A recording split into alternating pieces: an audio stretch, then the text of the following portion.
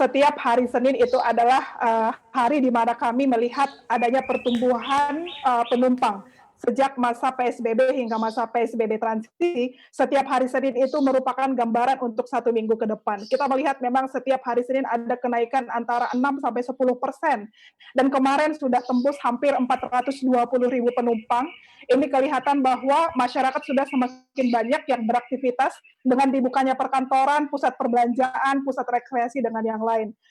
Di sini PT Kereta Komuter Indonesia sudah memaksimalkan perjalanan dengan headway terkecil, khususnya jalur terpadat Bogor, itu dengan headway 5 menit, dan kami sudah mengeluarkan semua sarana kami. Untuk informasi saja bahwa dalam kondisi normal, untuk perjalanan 980 perjalanan, kami menjalankan 88 transit atau KRL dalam satu hari. Dalam masa pandemi ini, dengan 947 yang sudah kami tunggu 10 ya, sebelumnya hanya 937, sekarang sudah 947 perjalanan, kami sudah menjalankan 92 transit. Artinya sudah ada penambahan sarana KRL 4, walaupun sebenarnya ini belum normal, tapi kami sudah menambahkan sehingga headway bisa diperkecil.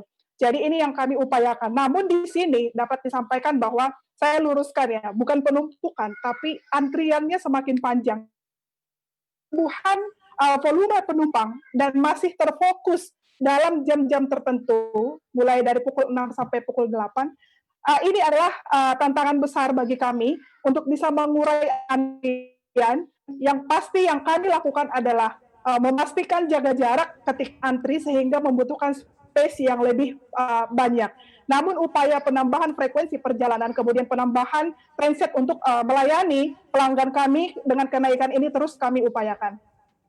Baik, menarik Ibu Ana, karena kalau kita melihat memang padatnya atau semakin padatnya area-area KCI ini tentunya menjadi satu keluhan juga bagi masyarakat yang ingin menggunakan fasilitas tersebut. Untuk mengakomodir hal itu atau untuk meyakinkan masyarakat bahwa ini akan berjalan lancar ke depannya, ini seperti apa langkahnya dari KCI sendiri?